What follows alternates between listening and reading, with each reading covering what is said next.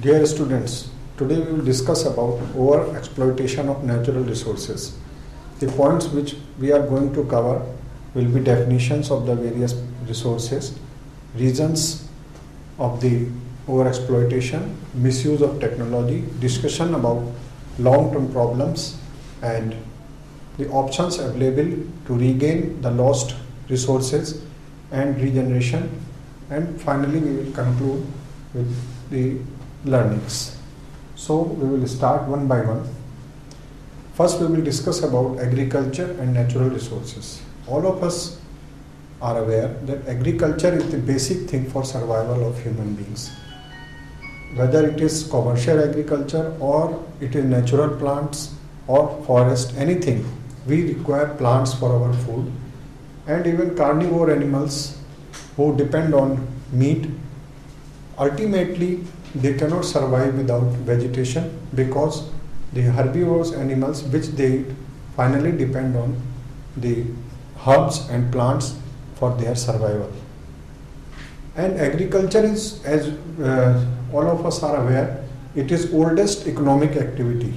The human beings first started agriculture as a profession, and it was the economic activity, and the things were exchanged on the basis of food articles since beginning, and trade and commerce started in this way in rural areas and human settlements. And in the modern days, agriculture is linked to political freedom. Unless and until we are self-sufficient in food, our political freedom is not guaranteed. So therefore, our Prime Minister, late Prime Minister Indira Gandhi, she started Green Revolution in India so that India could be self-sufficient in food and we are not dependent on any other nation for supply of food articles, and nobody can threaten us or blackmail us on the basis of food. Whether it is army, whether it is general public, anything, any movement, anything cannot survive without the agriculture, basic agriculture activity. And particularly in India, where most of the population is still living in villages, agriculture is very important, and the resources on which agriculture is dependent, they are also very important. So the Green Revolution has few components. That was intensive use of soil and water, use of high yielding varieties, application of technology which was not earlier available for growing food, crops, and it was brought to various areas where water was available. So Green Revolution was most prevalent in northern India and some part of southern India where there was assured irrigation. So Punjab, Haryana, Western UP, they were most benefited by Green Revolution.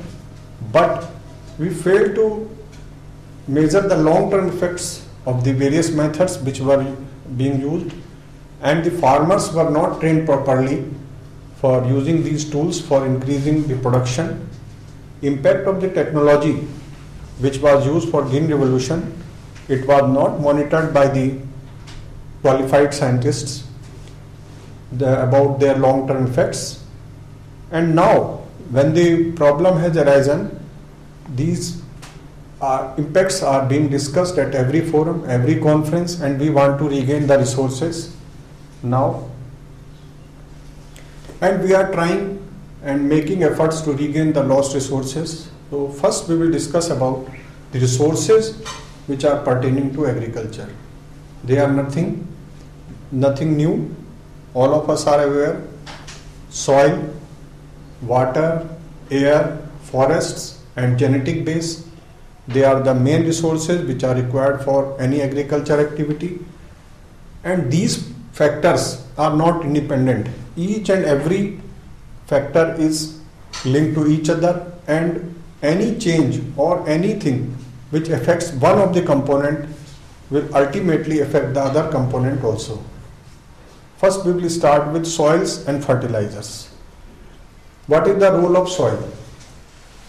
All of us are aware, soil provides nutrients to the plant, it provides base to the plant, the roots are embedded in the soil, water is absorbed through soil, and traditionally in India and also in other countries, whether of South Asia, the methods which were followed for cultivation, they were holistic, and before any industrial or green revolution, the farming was organic farming without any effort. Though today we are making efforts for organic farming, earlier it was a natural organic farming. Crop cycling, crop rotation, biofertilizers, they were in practice without any instruction or any education by government. People were following these crop cycles, crops were rotated, they were taking different crops one by one so that soil fertility is maintained. And this type of wheat rice scenario or sugarcane scenario was not at all there. Coarse grains were produced in every part of India and they were part of our eating habits. The old methods were not using any chemicals, any pesticides, and they preserved the fertility of the soil, biodiversity of nation, and also the groundwater. Because our crops were not water intensive, so water was not lost. And all of us are aware that India is one of the centers of biodiversity. We have lot of varieties of herbs, lot of varieties of animals, many varieties of medicines, many medicinal plants, many varieties of birds, animals, insects, everything. It is one of the 12 centers of biodiversity. Many rare plants which are used for treatment of various diseases, they are found in India. Now, after Green Revolution, high yielding varieties were replaced and the original gene pool, original grains and original plants were replaced one by one, and high yielding varieties were started. Farmers started using high yielding varieties because of the profits. These high yielding varieties were developed in foreign countries. They were not locally tolerant, so we required large dose of fertilizers and large dose of water for output, and we started with the taking same crop again and again without any crop rotation, which affected the quality of the soil, and slowly the natural fertility of the soil was lost and there was no production without putting chemical fertilizers, and the position is today worse. In some part of the country there is no production unless and until you put urea, NPK or other fertilizers. The atmospheric pollution which is resulted from overuse of fertilizers is tremendous. As all of us are aware that 40% of the nitrogen applied through urea is lost through nitrogen loss mechanism. The nitrogen is lost and it ultimately pollutes. The organic matter is not present in the soil nowadays because we are not putting organic fertilizers, we are not putting manures and compost, so the organic matter is lost. The soil is becoming light, especially Punjab, Haryana, UP, Western UP, part of the South India like Andhra Pradesh, Tamil Nadu, some parts of Maharashtra. There is no vegetative material present in the soil, and what is the effect? The effect is reduced activity of microorganisms. As you are all aware, the microorganisms are required for fertility of the soil. They regenerate the fertility of the soil. The importance of these organic manures and organic fertilizers is well known, and we have to replace chemical fertilizers now. Time has come. We will discuss about that also. Another aspect of the Green Revolution, it was irrigation. All of us, all of us are aware, irrigation is a lifeline of the agriculture. Without irrigation, plants cannot survive. In earlier days, the main source of irrigation was rain, and other source of irrigation were wells, ponds, etc. When we planted water intensive varieties, we required more and more water. So tube wells were there. Tube wells started supplying water, and this resulted in high water supply to the fields, and drainage arrangements were not made. So the water logging started. Providing irrigation was not cheap. The running of tube well consumes diesel or electricity, so it came with a cost. And also, when over irrigated fields were there, the salts started coming up, and they started affecting the soil quality. The soil is becoming alkaline, and sometimes it is affected with other chemicals which are present in the underground.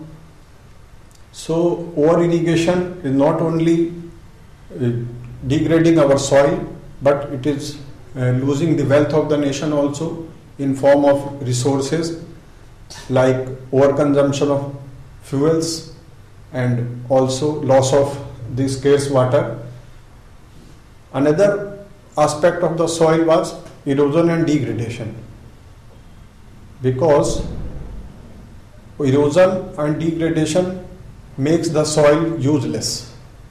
The topsoil is lost through erosion, and the topsoil cannot be replaced immediately. It takes hundreds of years to replace topsoil, and water and wind, which are the main sources for any plant life, they are also main sources for any erosion. Because of our mistakes, the water and wind, they are, instead of providing life to the farm, they are now becoming agent of soil erosion. Because of loss of vegetation cover, the soil is lost after heavy rains, and because of loss of organic matter, the soil is becoming light, and this light soil is eroded by winds. In hilly areas where vegetation is not there, if vegetation is not present, the velocity of water is very high after rains, and it results in erosion of the soil.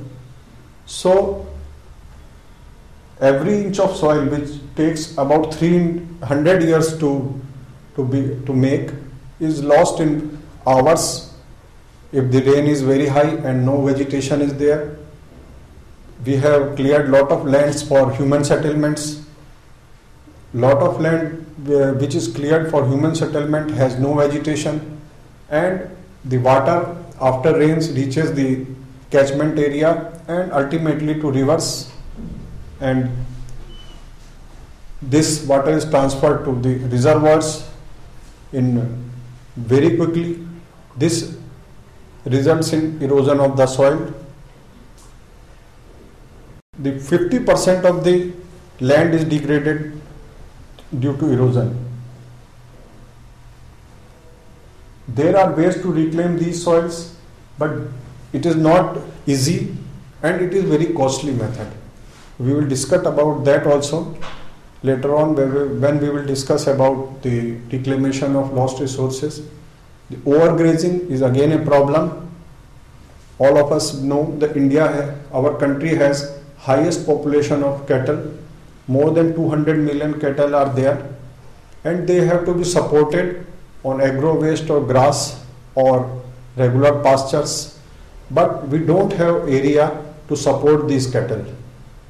Our country has more cattle as compared to the resources which can support them. The farmers or owners of the cattle, they push them to the pastures or forest or nearby fields for grazing, and these animals sometimes overgraze the area, and they even eat up to the root system of the plants and grass, and the land become total vegetation free, and in case of rain, the soil is degraded immediately because of the loss through water. Animals like goat and sheep, they cause irreparable loss because their eating habits are different from other animals, and they eat grass up to the root.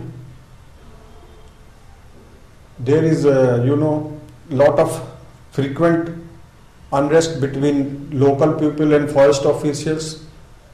Then forest fires are also there because of greedy owners of the cattle. Because they want to clear the earlier grass, they just burn the grass, and sometimes this burning reaches to the plants and trees, and the entire forest is burnt within hours. And this is also one of the effects. Leaf burning by the owners of cattle is another problem. It is not only causing air pollution, but it is causing forest fires also. Water is another component of natural resource. It is like air, one of the important factors to sustain any life. It is available to us in various forms. Rain is one of the forms. Rivers, ponds, lakes, and groundwater. Seawater is not useful for us as far as drinking or agriculture is concerned. And importance of water for human life cannot be deliberated, and all of us know that our civilizations developed around rivers, they developed around lakes, and some of the most important cities developed around sea.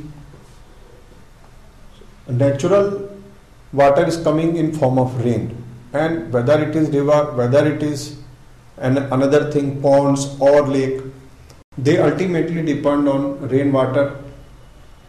So we had no other option but to store, conserve the water for future purpose or for areas where water is not available. So since beginning we started constructing ponds or dams or bowlis or other structures to conserve and store the water. In ancient civilizations you will find there were ways to transport water, there were drains, there were other things to transport water from one part to another part. Slowly the technology developed, big dams, barrages were developed, and these diversion structures were used for diverting water from one area to another area in form of canals. And our country has the biggest number of canals and largest canal system in the world. And before our independence, these systems were developed by British people. And after independence also, we continued with the same. Sometimes in late 60s, we started with tube well irrigation for extracting groundwater, and it took a form of revolution in agriculture because it is tube well irrigation was a low cost irrigation, and it reached each and every farmer, it reached to every village, and it was very easy to start, low capital intensive. All types of tube wells were developed for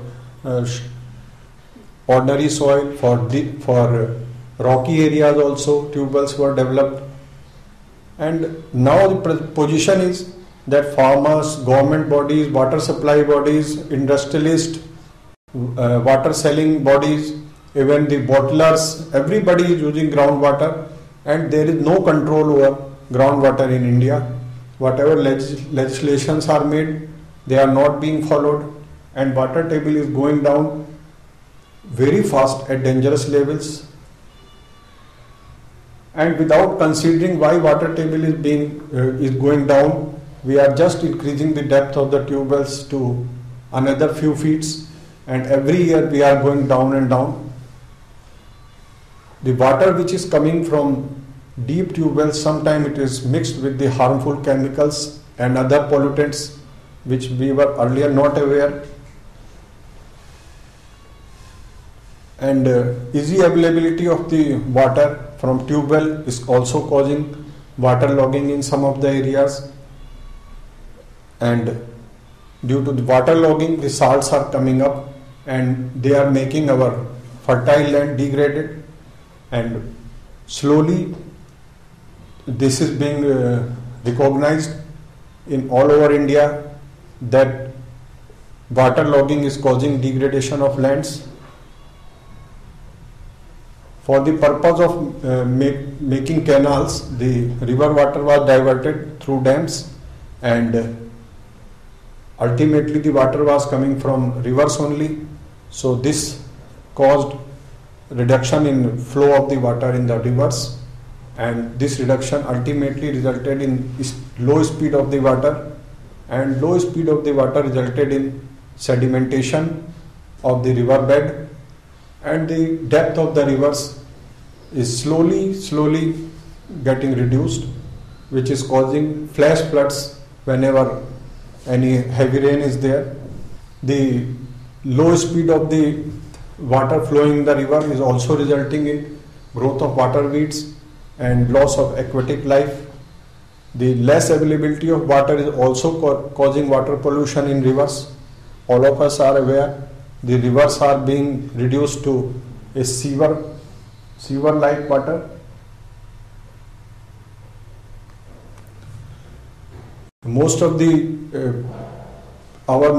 towns are located near to the rivers, and the sewage which is flown into various pipes, it is ultimately reaching the rivers. The sewage is not diluted due to low flow, and this is the another problem due to canal irrigation. Air is the another source of life. Air is such a resource which cannot be depleted in quantity like water. Water table can be depleted, but air is such a resource which will always be available. But the quality of air is to be considered. The quality of air deteriorates due to pollution, and the bad air is not only harmful for us, it is harmful for plants also.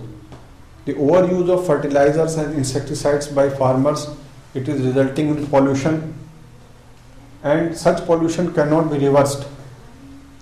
And all of us know that cow dung cake, which is also known as kandas, they are used for cooking food in rural area. It is causing lot of diseases to rural women, and it is also causing air pollution in villages.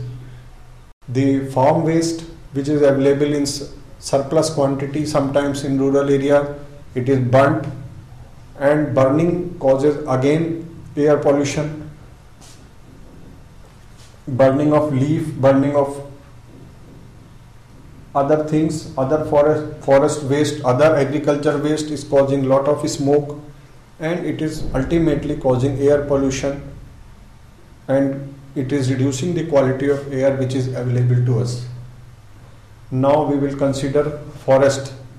Forest is a natural resource which is not directly connected with agriculture, but indirectly it affects all of the components on which our agriculture depends.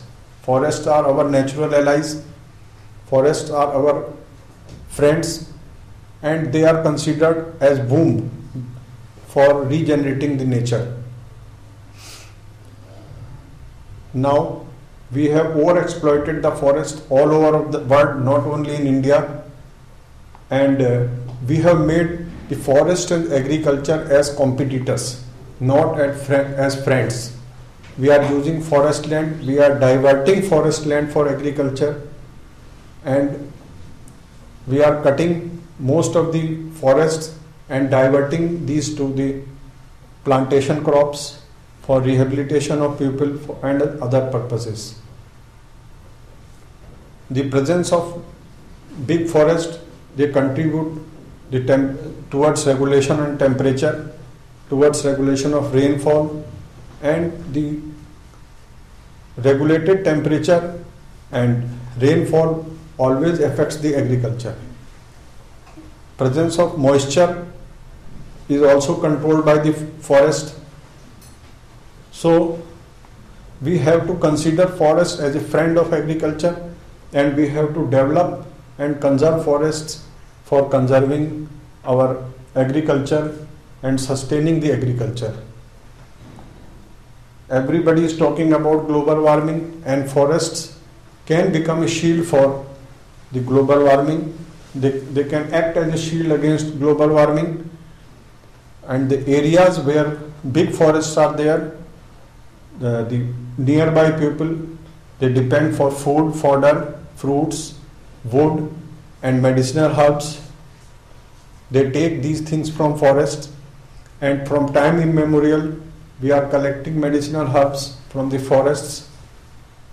The productivity and quality of the soil which is available in forest, it is not available in villages or any part of the country because of continuous production of grains and other things. The quality of the soil of the forest is much better than any other soil, and the medicinal herbs which are naturally grown in the forest, they are much better in quality as compared to the as compared to the medicinal herbs grown in farms. Clearing of the forest for plantation crops in many parts of the country, basically in south of India, for the purpose of plantation crops, it is also causing lot of problems. Single type of plants are being grown, and it is affecting biodiversity. Sometimes for construction of large projects, large hydroelectric projects or industrial projects, forest land is being diverted. The cutting of trees in hilly areas, it is causing barren slopes, and in case of rains, the flash floods are there, the landslides are there, and other problems are caused. For regeneration of forests, we have planted various species. Sometimes they were not locally adapted, and unscientific plantations have caused more problem to ecology. Some of the plants, they are consuming much more water, or they are not suitable for the local use. The local people are not getting any fodder, any fuel, anything from these plants. So for the regeneration of plants also, we have to be very scientific, and particularly the Himalayan ecology, which is very important for our country for water and another thing. Plantation of wrong trees has resulted in disturbance to the ecology. All of us know the case of eucalyptus, which has been planted in place of oak, or pine has been planted. Pine is also causing problem.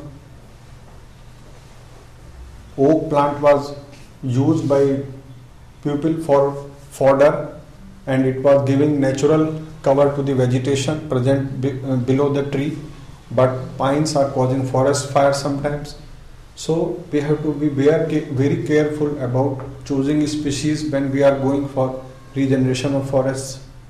The very important and most important point which we are going to discuss now is genetic base, because it is the only natural resource which cannot be regained once it is lost. So we have to be very careful about this thing. Our country, as all of us know, that it is a home of thousands of varieties of plants of economic importance and varieties of animals which are very important. All our Vedic literatures or scriptures, they describe the varieties of plants, varieties of animal, varieties of grains which were found in India, and their use also. The historic literature of available in Sanskrit and Pali language, they have listed the types of food grains, types of pulses, and even the types of cattle and fish varieties which are found in our country. After Green Revolution, we have replaced these varieties slowly, one by one, by the genetically modified crop varieties, and also monocultures. Most of the India, which was earlier consuming coarse grains, now it is consuming wheat or rice due to this replacement of varieties. The plants were not the only affected thing, the animal varieties were also changed. The pure genetic pool is not available. Most of the animals, for any purpose, they are crossbred animals, and local varieties are not available. What is the effect? Effect is that pure and original gene pool is not available, and until and unless it is not available, research and development cannot be done for improvement of the breeds or improvement of the plant varieties. Further research will be closed if this position will continue. Now we will discuss further about this effect of genetic problems. If we cultivate only one or two varieties, the pests will affect the cropping, and entire crop may go waste because only one or two types have been planted. So variety of crops are required for surviving such problems.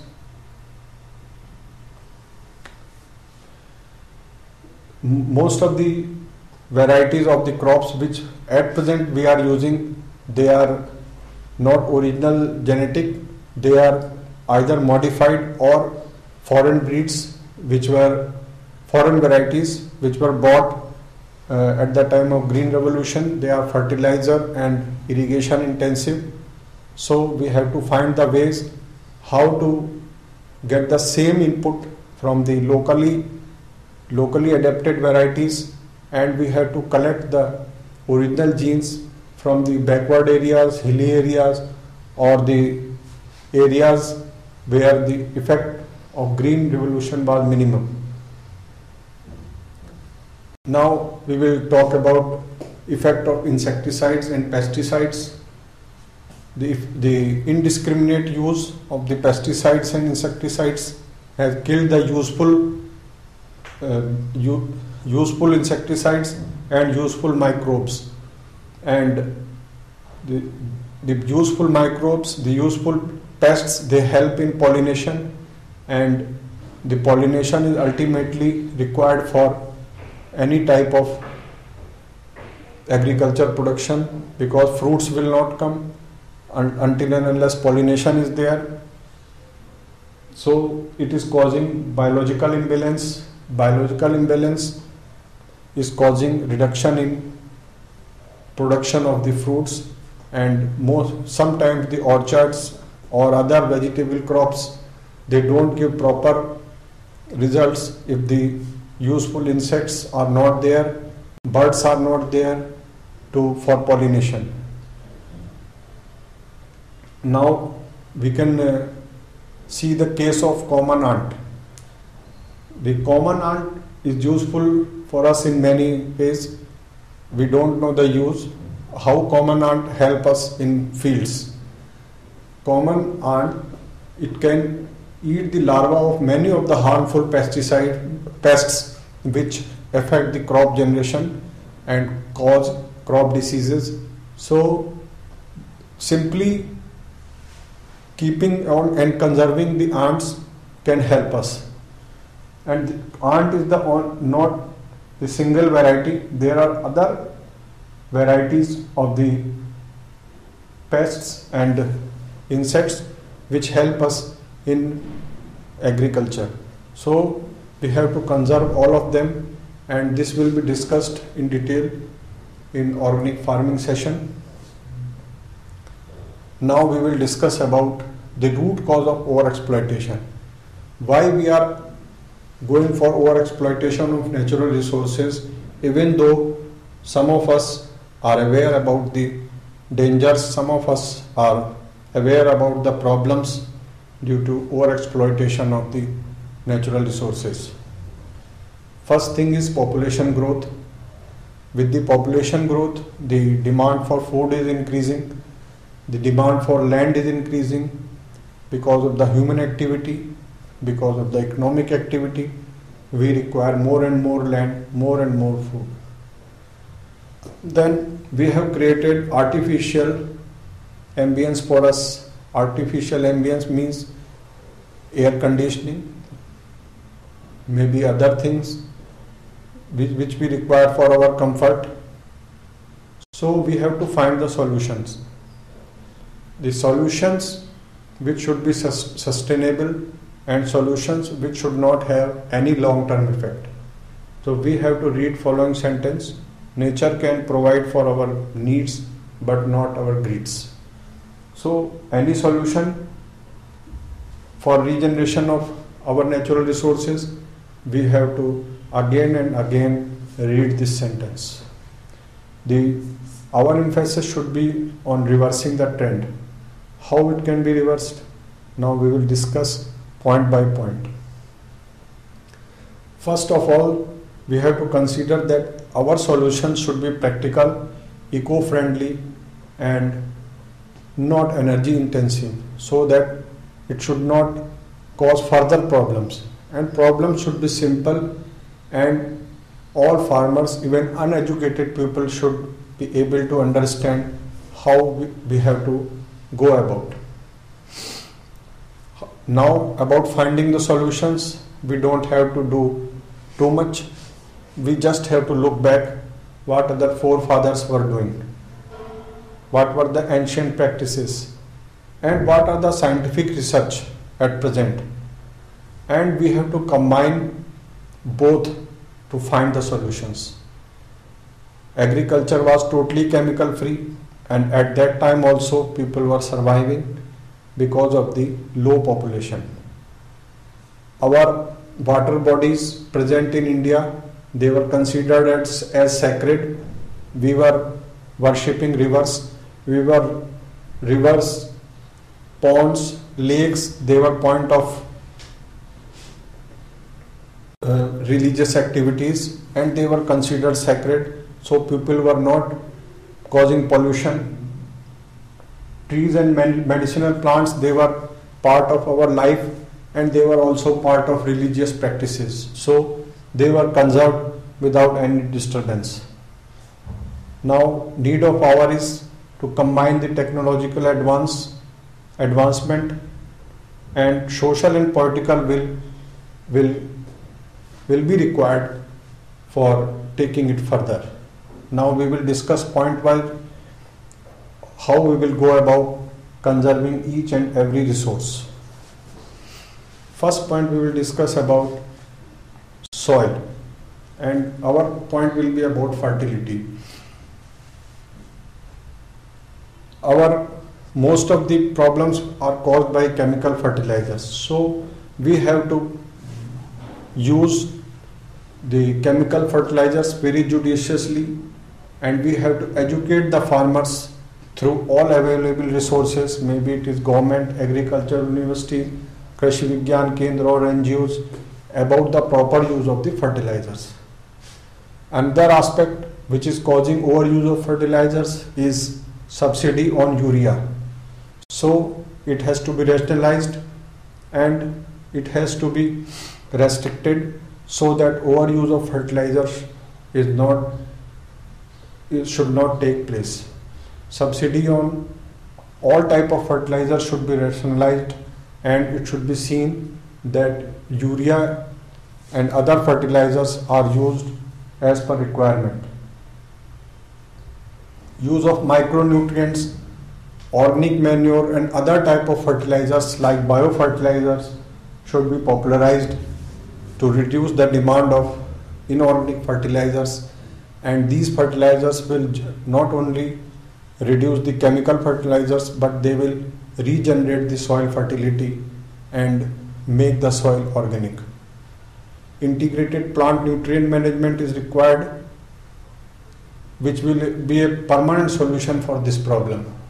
We will discuss it in detail in organic farming. It is also required for increasing the organic matter in the soil, which will make the soil heavier and it will not be prone to the wind and water erosion so easily. The old methods of using green manures, crop rotation, cycling of crop and using of the crop residue will be very useful in conserving the nature, and they will also improve the soil health. Another aspect for reversing the trend is reducing the quantity of water in irrigation. Like fertilizers, we have to educate the farmers, we have to educate industrialists and other users to reduce the consumption of water to the bare minimum for sustaining the agriculture or other activities. The channel which are supplying water to the fields should be repaired as a first and easiest step, because lot of water percolates to the ground through these channels. The varieties which are being used for farming should be low irrigation intensive, and these are to be developed if they are not there. The mindset of growing wheat and paddy, which is prevalent in some part of the nation, it has to be changed, and crops have to be rotated, and people have to be educated about it, and they have to follow the crop rotation, and they have to be told about the benefits of crop rotation. And our consuming habits should also revert to the old habits of consuming coarse grains, which is useful for health also. Drainage of water, it is to be provided, because at the time of providing canals or at the time of providing tube well water, we have never thought of drainage of the excess water. So we have to find the ways to drain the excess water from the fields so that waterlogging is not caused. And most important will be promotion of micro irrigation, which will be ultimate in reducing the water consumption and also increasing the productivity, though it will require a lot of capital for implementation, because it is a capital intensive thing. Policy framework is needed for control on groundwater use. It is present, but it has to be implemented. Then instead of digging new tube wells, we have to popularize sharing of the tube well water, selling of the tube well water by farmer to another farmer. Quality of water should be checked, and extracting poor quality of water or the water which can degrade or make the soil saline should not be allowed. Now we will discuss about erosion and degradation. None of us in the world can control the movement of wind or control the movement of water. This is controlled by nature only. So we have to find the ways how to control the erosion. Erosion cannot be reduced to zero. It is a natural process, but it has to be controlled, and we can control up to 80 to 90%. If we can achieve that, it will be ultimate. First and foremost thing which we can do for controlling erosion, it will be covering soil with green. Making every inch of the soil green is the first method, easiest method, which we can contribute towards. Anybody in the country, wherever he lives, he can contribute towards reducing erosion by covering the soil by any kind of vegetation. Recharge of groundwater, as all of us are aware, it controls the degradation by reducing the runoff and keeping the depth of tube wells low, because it increases the level of groundwater, so we don't have to go very low for extracting groundwater and getting salts in turn. We have to reclaim this land which is already affected with salinity or alkalinity, with the chemical processes which are already there, and we have to make investment on this, because the reclaimed land can be used for agriculture in future. Cattle population is a big problem for India, and we have to limit the cattle population to the level which can be sustained, and stall feeding will have to be promoted instead of leaving the cattle in the fields to graze and make the soil vegetation less. The engineering methods are there which can prevent the erosion in hilly areas, like bench terracing, check dams, plugging the gullies, and contour bunding. They all require some amount of investment, some amount of technology, not very high class of technology, but low cost technological options are there which can conserve. So local soil conservation departments or agriculture universities or Krishi Vigyan Kendra, they can contribute towards it.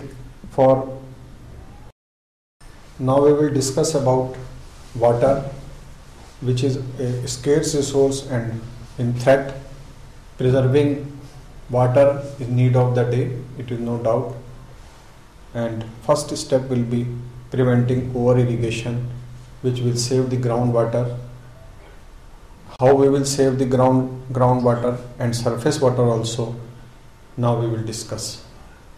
First thing is to maintain the already constructed water management structures, be it dam, be it canal, weirs or reservoirs, anything.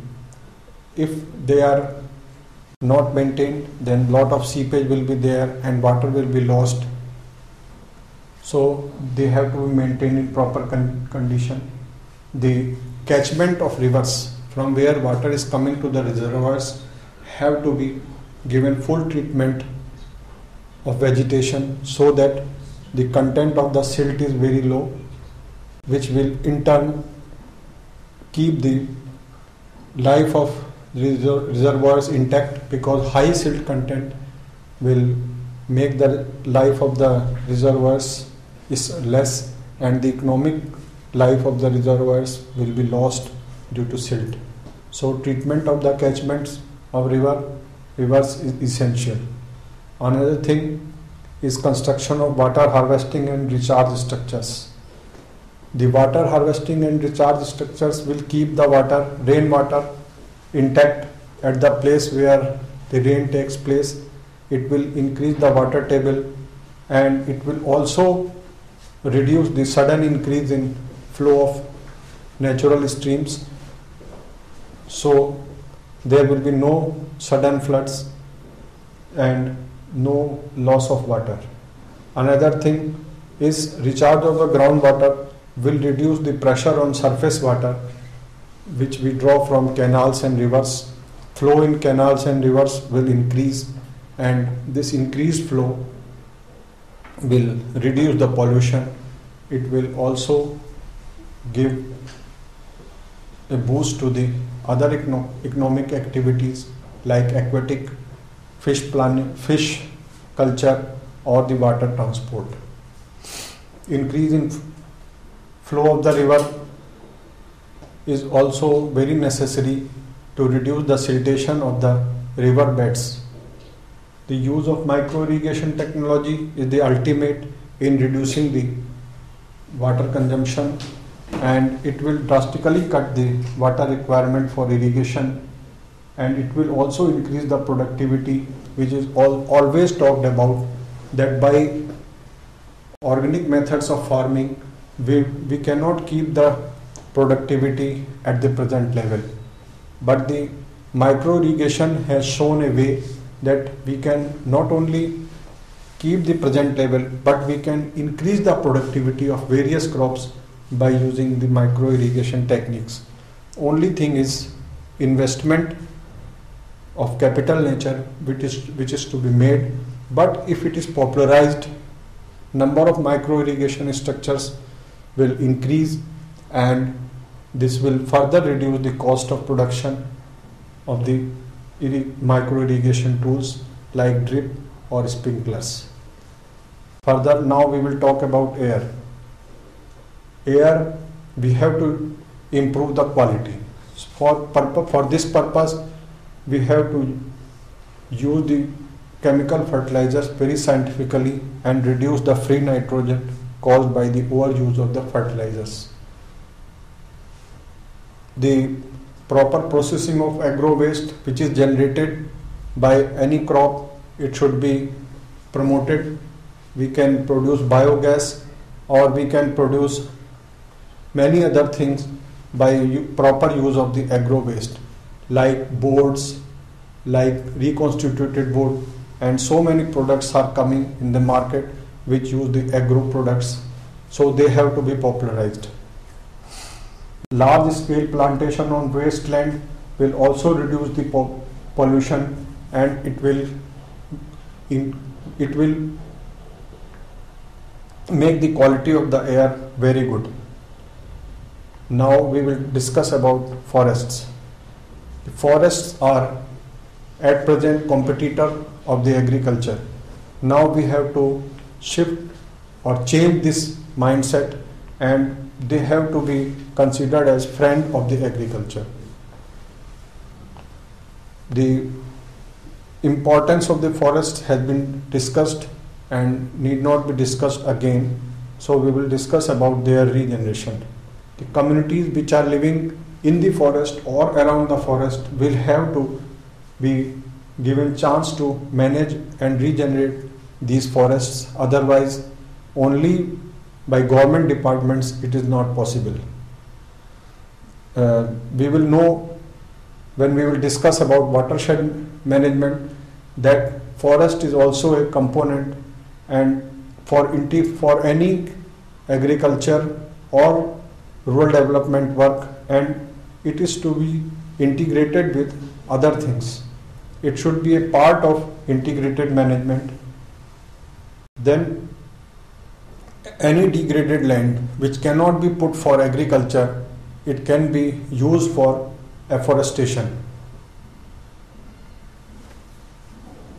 The degraded lands, if they cannot be used even for forestation, they can be diverted to industrial or housing use.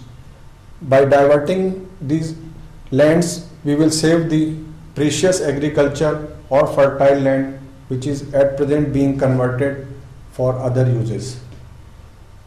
At the time of regenerating forests, we have to use only locally adapted useful varieties and not the varieties which are coming from abroad and they are not suitable for our people, our animals and our needs for fodder and fuel.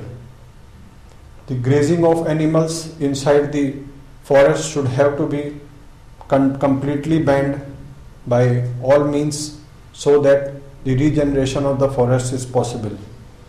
One of the ways to control the grazing is to plant the well-developed saplings in the forest area at least 5 or 6 feet high, so that animals like goats and sheep cannot destroy it.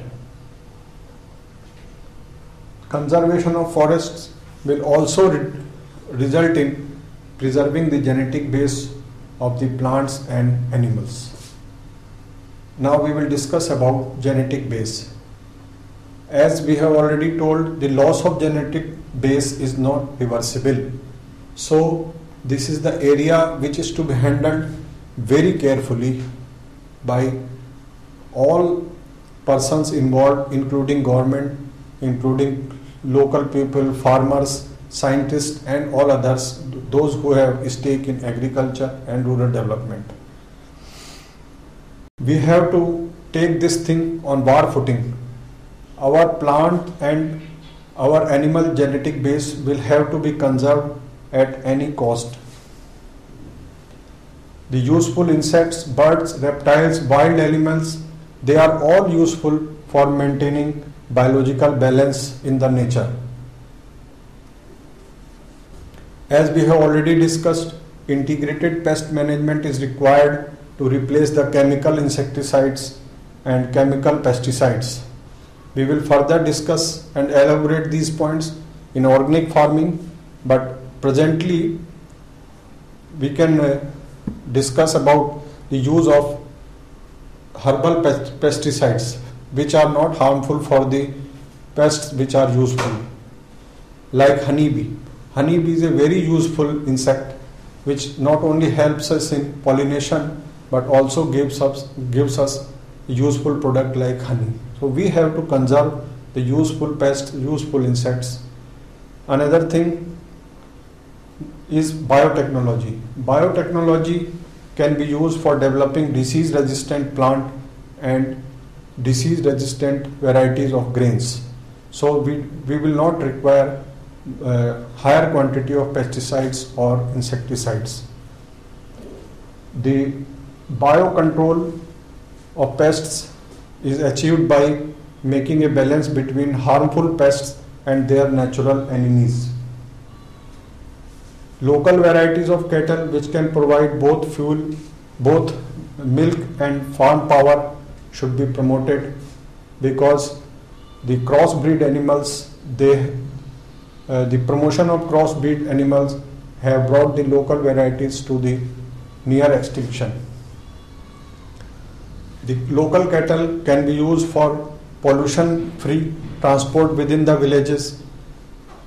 We are using the animal transport system since thousands of the years, and the villagers found it very useful because the economic activities of rural area are very much dependent on proper use of animals, maybe for milk, maybe for transportation or for production of biofertilizers. Another thing is medicinal plants. The medicinal plants will have to be conserved. Because of our ancient knowledge, we use medicinal plants for curing many types of diseases, and the medicinal plants help us in curing diseases without any side effects. The present strategy should be on cultivation of herbs, the production of herbs in scientific manner, and ban on export of the extinct plant material, because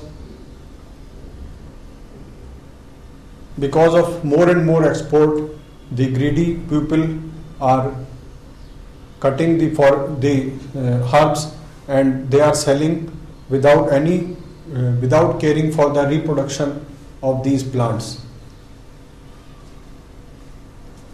The manufacturers of the medicines, Ayurvedic medicines and other products, they should encourage and they should team up with the farmers for production of medicinal plants and preserving the varieties of the all local medicinal plants.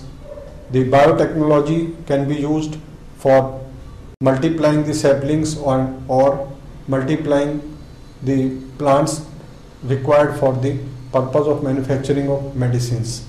We have to conserve all these plants which are presently grown either in forests or they are grown in fields also.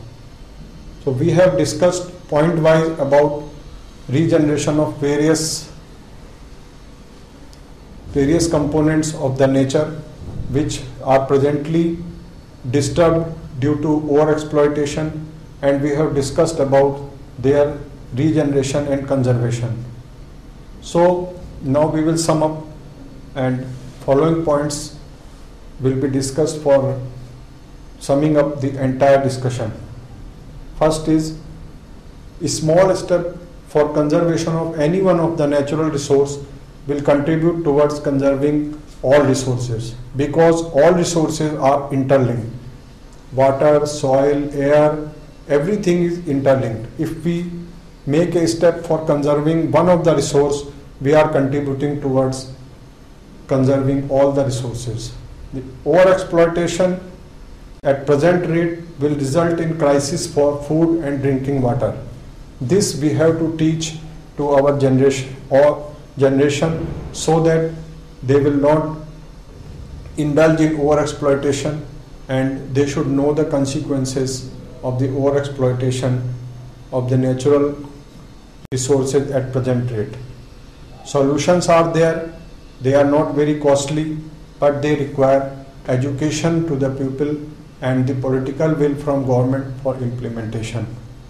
Regeneration of lost resources and conservation of existing ones is the present need, and there is no doubt about it, and we have to conserve the natural resources at all costs. And in 50 years, in a single lifetime, the Earth has been more radically changed than by all previous generations of humanity.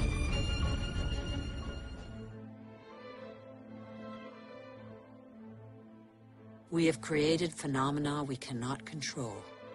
Since our origins, water, air, and forms of life are intimately linked.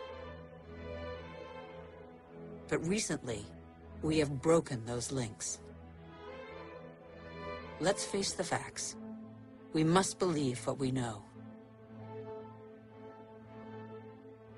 All that we have just seen is a reflection of human behavior. We have shaped the Earth in our image. We have very little time to change. How can this century carry the burden of 9 billion human beings if we refuse to be called to account for everything we alone have done?